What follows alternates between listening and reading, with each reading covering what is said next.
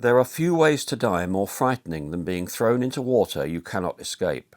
But on the evening of September the 3rd, 1878, hundreds of people on the River Thames faced something even worse than drowning. Because when they went into the water that night, they did not fall into a river as we might imagine it today. They fell into something thick, polluted and toxic beyond description, a tide of human waste and decay that clung to the body, filled the lungs, and left survivors struggling not just with fear, but with the sheer horror of what it felt like to swallow it. It had not begun that way. Only hours earlier it had been a day of music and laughter. Families had dressed in their best clothes, children had clung excitedly to their parents, and a crowded paddle steamer carried them downriver for what should have been a simple escape from the city. There was no sense of danger, no warning that anything was about to go wrong. And then, in the space of a few terrible minutes, everything changed. A collision in the dark, a ship torn apart, hundreds of people suddenly fighting for their lives in conditions that made survival almost impossible.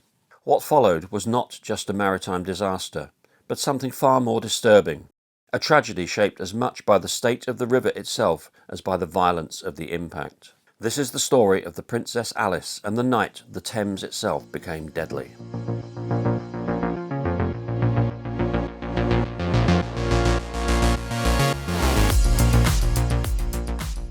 It began as a day people would have talked about for weeks afterwards, if things had gone the way they were supposed to.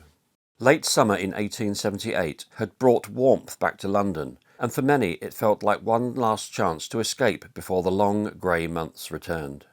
Families gathered in their best clothes, children excited in a way only children can be, and workers, men and women who rarely had the time or money to spare, allowed themselves a rare day of rest. There was music, laughter, the steady hum of engines, and the quiet comfort of being carried away from the city, if only for a few hours. The vessel that carried them was a paddle steamer called the Princess Alice. She had not always been known by that name. When she was built in 1865, she was launched in Scotland as the P.S. Bute, designed to serve the island of Bute from Wemyss Bay.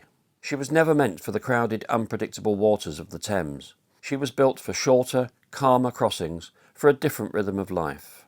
Years later she was brought south, repurposed and renamed after Queen Victoria's second daughter, Princess Alice.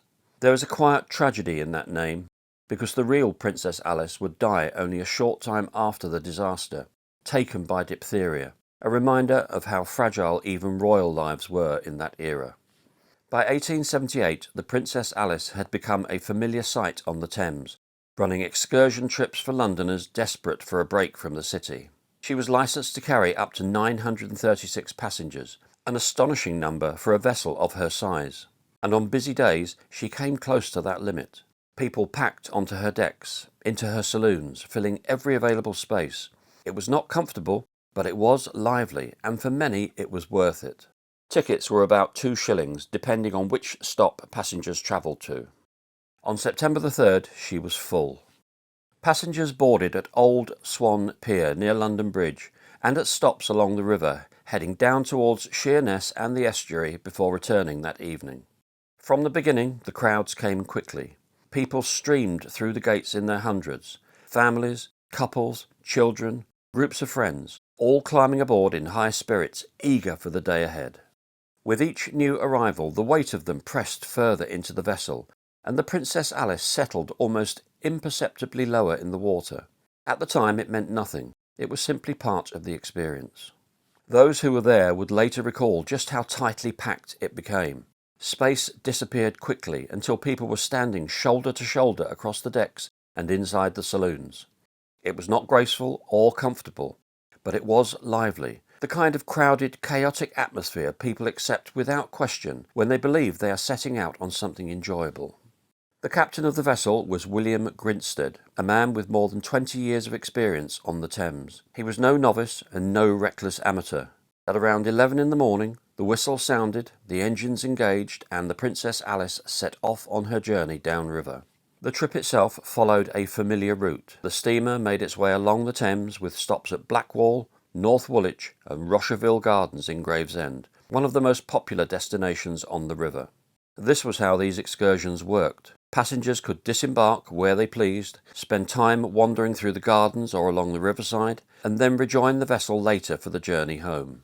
For many on board, Rocherville was the highlight of the day, a place of music, entertainment and escape, where some would unknowingly spend the last carefree hours of their lives. By about 6:30 that evening, the Princess Alice called back at Gravesend to collect those returning from their day out. The gardens emptied, the laughter followed them back to the river, and once again the steamer filled with people making their way home. At the time, tickets often allowed passengers to move between steamers throughout the day, stepping off at one stop and rejoining later as they pleased. It made for a flexible and popular way to travel, a bit like a modern-day bus, but it also posed difficulties in keeping an exact count as people came and went. No one knew exactly how many were on board for that final stretch towards London. No proper passenger list had been kept. What is certain is that the ship was crowded, very likely close to capacity, and carrying far more lives than anyone could have accounted for. And that detail would matter later. It was around this point that a small decision was made.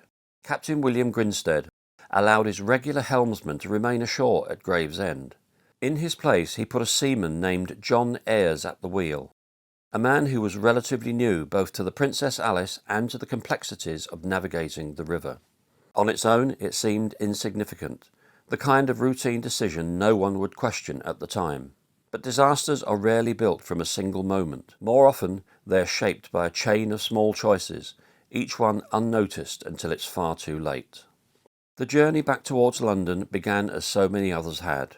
The steamer followed the winding course of the Thames as evening settled in, the light fading slowly from the sky. Ahead lay Galleon's Reach, a broad bend in the river that experienced sailors treated with caution. It was a stretch known for its shifting currents and limited visibility, a place where ships had collided before and where careful navigation mattered. As the Princess Alice pressed on against the tide, the air grew cooler. Passengers drifted below deck into the saloons, seeking warmth, while others remained outside, listening to the band and watching the river darken around them. Among them were people whose names would later be gathered from fragments and survivor accounts. In a first-class section, a man named Henry sat with his wife, quietly noting how many children were aboard and how well behaved they seemed. Standing outside, another man, Alfred Thomas Merriman, the ship's chef, who had been asked to work at the last minute. Somewhere below deck, a reverend's young daughter had gone inside to escape the chill, leaving her family above. They were ordinary people, living ordinary moments. And then, almost without warning, the river turned. To understand what happened next, you have to understand what the Thames was in 1878. 20 years earlier, London had endured something known as the Great Stink. In 1855, the scientist Michael Faraday wrote to the Times after examining the river, describing it as an opaque brown fluid with feculence drifting through it in dense clouds. He warned that a hot season would bring sad proof of the folly of our carelessness. 3 years later, that warning became reality. During the summer of 1858, a heatwave turned the river into something unbearable, the stench so overwhelming that even Parliament, sitting nearby, was forced to suspend its work. It was that moment, more than disease or death, that finally pushed the government to act. In response, a vast system of sewers was built, designed to carry the waste of the city eastward, away from the wealthier centre of London. It was an extraordinary piece of engineering, under Sir Joseph Bazalgette, and for a time it gave the impression that the problem had been solved. But it had not been solved at all. It had only been moved. The sewage was still being pumped into the Thames in enormous quantities, released with the tide in the hope that it would be carried out to sea. In reality, the river did not always cooperate. The waste lingered, thickening the water, especially in the eastern stretches where the current slowed and the tide turned. There were people who lived among it, mudlarks, scavengers who waded through the river and crawled through the tunnels beneath the city, searching for anything of value. They worked knee-deep in sewage, breathing air thick with fumes, knowing that a single spark from a lantern could ignite the gases around them, and sometimes, without warning, it did. Now, this was not simply a polluted river, it was a place people survived inside. And on September the 3rd, 1878, more than 30 million gallons of untreated sewage had been pumped into it. That was the water waiting beneath the Princess Alice. As the Princess Alice made her way back toward London, the river ahead opened into a wide bend. Currents shifted unpredictably there, and the view around the bend was never entirely clear, especially as the light began to fade. As she rounded it, the steamer edged out towards the centre of the river. It was not, in itself, an unusual movement. On most journeys it would have passed without comment, but this was not most journeys. Out of the gathering dusk, another vessel was coming the other way.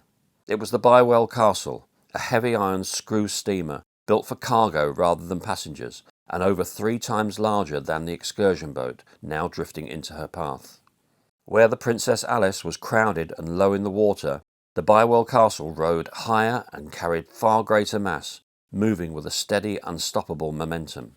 She was under the command of Captain Thomas Harrison, but at the wheel that evening was a Thames pilot named Christopher Dix, brought on for his experience of the river.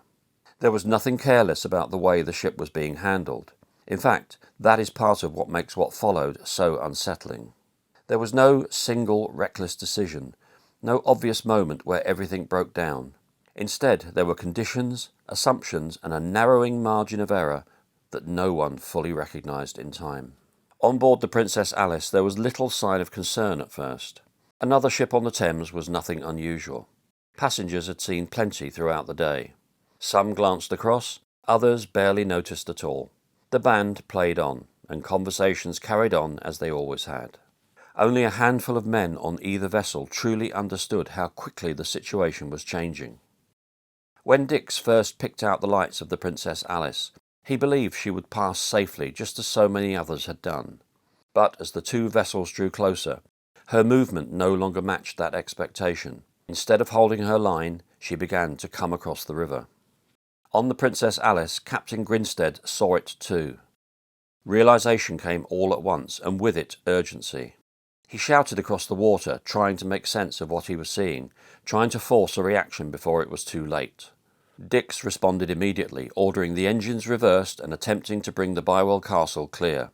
But a vessel of that size could not shed its momentum in an instant, not in the dark, not on a bend, and not with so little space left between them. The distance closed rapidly. What had been a routine passing became something else entirely, something unavoidable.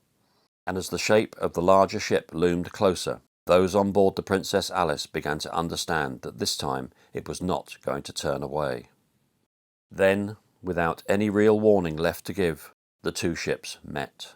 The Bywell Castle, vastly larger than the crowded excursion steamer, tore through the Princess Alice with devastating force, effectively cutting her in 2. Those closest to the point of impact were killed instantly, and grim as it is to say, they were spared what followed. Water surged into the ship almost at once. The forward section dropped quickly, pulled down like a weight, while the aft lifted briefly before following it beneath the surface. On board there had been no time to organise or to launch proper life-saving equipment, and below deck the consequences were immediate. The saloons had been packed with passengers seeking warmth, and when the water came, panic followed. People surged towards the exits, but the passageways clogged almost at once. Doorways jammed, bodies pressed together in a desperate attempt to reach the deck above. Many never made it out. On board the Bywell Castle, Captain Harrison did everything he could. The anchor was dropped, boats were ordered into the water, and ropes were thrown over the side in an attempt to reach those struggling below. But the reality was far more brutal than any response could overcome. The tide was already turning, pulling people away from the scene and carrying them downriver, and the water they had fallen into made survival even less likely. On the Princess Alice itself, there had been almost nothing to help people once the ship began to go down. There were too few lifeboats, and no time to launch them, even if there had been more. Swimming was not a common skill, and many simply could not stay afloat. Heavy clothing made things worse. Long dresses, thick fabrics, layers that soaked through in seconds and dragged people under. Some went down still holding on to their children, disappearing together beneath the surface. When divers later entered the wreck, they found bodies gathered in huge numbers near the doors of the saloons, where people had tried to force their way out in the final moments before the ship went down. Many had been trapped there, caught in the crush as the exits became blocked. Among them were children, still dressed for the day they had set out to enjoy, in small hats and Sunday-best coats, signs of a journey that had begun in celebration and ended in something unimaginable. Only a handful from below deck are believed to have survived. On deck, the situation was scarcely better. Those who had not been thrown into the river were trapped within a dense mass of people, many unable even to reach the sides of the ship before it went under. One moment there had been music and conversation. The next there were cries for ropes, cries for children, cries for help that dissolved into the surrounding chaos. Among those caught in the chaos was Henry, who had earlier sat quietly with his wife watching the children. He took her hand and tried to lead her across the deck, searching for some way clear. But the ship was already breaking apart. Steam burst upward from below, scalding the air, and the path ahead vanished. The deck shifted beneath them, and in an instant they were thrown into the river together, still holding on to one another as the darkness closed over them. Merriman, the chef, recalled, "The panic on board was terrible. The women and children were screaming and rushing to the bridge for safety. I at once rushed to the captain and asked what was to be done, and he exclaimed, 'We are sinking fast. Do your best.' Those were the last words he said. At that moment, down she went." Merriman was thrown violently into the churning river.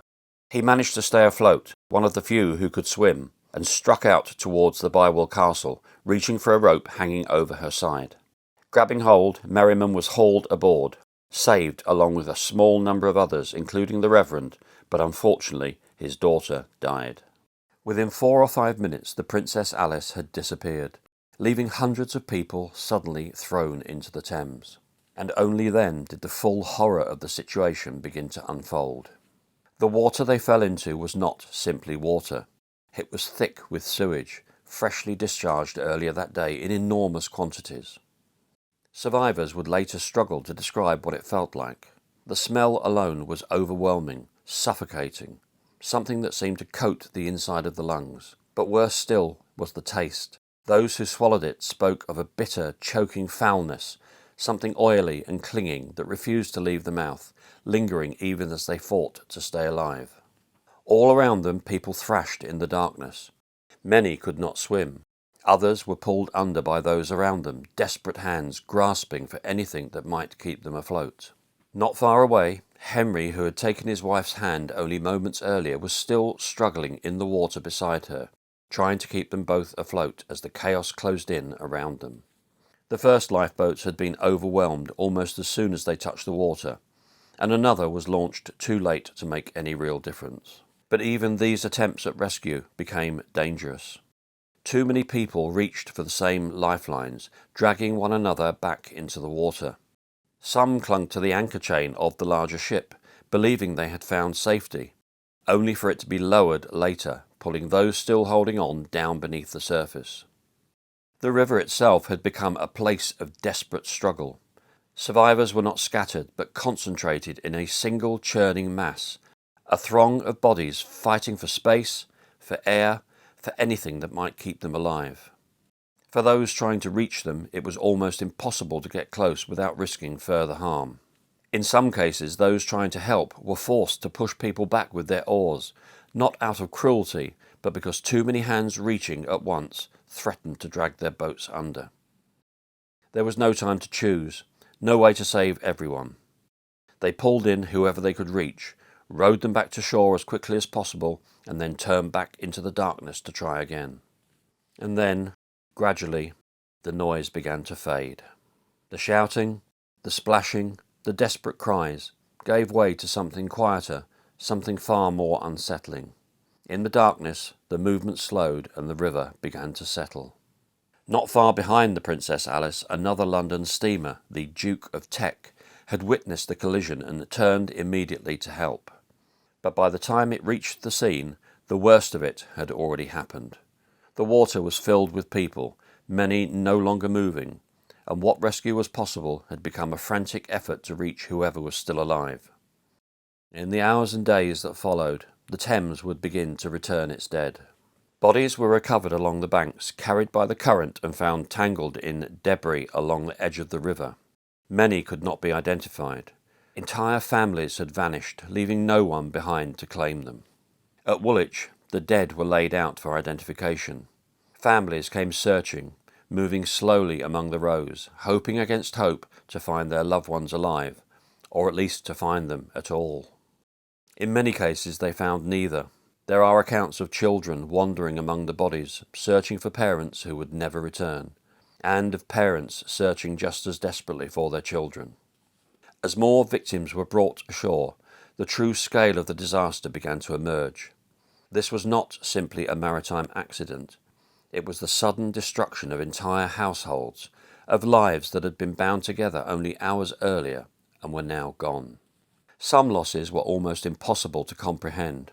One man had lost his father, his mother, and his fiancée.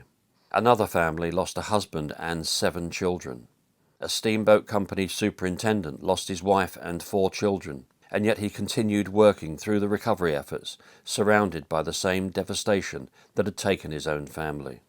Among the dead were large numbers of women and children.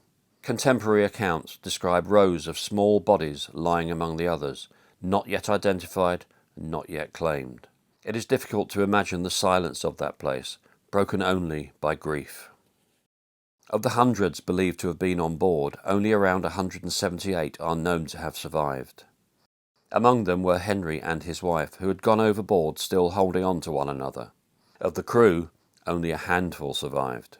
The official death toll was placed at around 600, though later estimates suggested it may have been closer to 700 or more. And even survival came at a cost.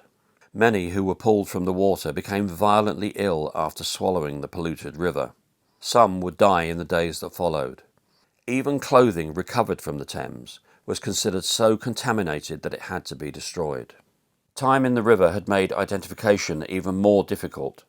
The polluted water had already begun to take its toll, leaving many of the bodies damaged and unrecognisable, adding another layer of anguish for those who came searching for the people they had lost. Merriman was taken to South Woolwich Pier after he was retrieved from the water. There were others also rescued, but few recovered, he said. One boy died on my lap. The day after the disaster, coroner Dr. Frederick William Harris opened an inquest, while the Board of Trade launched a separate inquiry a few weeks later. The conclusions were complex and in many ways unsatisfying. The Princess Alice had made a fatal navigational error, but the Bywell Castle was also criticised for not reversing sooner. There were too many passengers, too few safety measures, and a river that had been allowed to become something deadly. Captain Thomas Harrison was later cleared of blame for the disaster, and the licence that had been suspended in its aftermath was returned to him. But despite that, he never went to sea again. On the 7th of September, the forepart of the Princess Alice was beached and removed. By a twist of fate, whilst this was in progress, the Bywell Castle passed by en route to the sea. Changes did begin to take shape. Efforts were made to improve the handling of sewage, emergency signalling lights were introduced on vessels, and new developments like the Royal Albert Dock helped to separate heavy cargo traffic from the smaller passenger boats on the river. But none of that could undo what had already happened. Because at its heart, this is not a story about ships, or collisions, or regulations. It is a story about people, about families who set out for a day together and never came home, about children who spent their last hours laughing in the sun, the lives that ended not in some distant place, but here, on a familiar river within sight of the city they called home. In the years that followed, London did not forget. A memorial was raised at Woolwich, funded by tens of thousands of people, a reflection of how deeply the tragedy had been felt. Beneath it lie those who were never identified, men, women and children whose names were lost even as their deaths were remembered. Even the Bywell Castle, which survived the collision and continued in service, would not escape its own fate. A few years later she was lost at sea in heavy weather, disappearing with all hands. It is a detail that lingers, not as justice, but as a reminder of how fragile life at sea could be. And still the river flows on, which is perhaps the hardest part of this story to hold on to. Over time, slowly the Thames began to recover. Rules were rewritten. It became easier to believe that something like this belonged to the past. But history has a way of repeating itself. More than a century later, on that same stretch of water, another vessel would be struck in the dark. Different names, different lives, the same sudden violence, the same desperate struggle in black water. Because even when the details change, the conditions that allow disaster do not always disappear. They linger beneath the surface, they wait, and sometimes they return. Now, when I first looked into this story, I was terribly shocked, not just by the massive loss of life, but by the conditions that these people endured when they went into the water. In modern times, you might expect that even if a ship sunk and people went into the water, some of them would survive. But the conditions, with all the filth of the Thames at that time, meant this wasn't the case for a great many people. Despite the tragic circumstances, I hope you appreciated the way the information was presented. I'll see you on the next one, and I'll wish you bye-bye for now.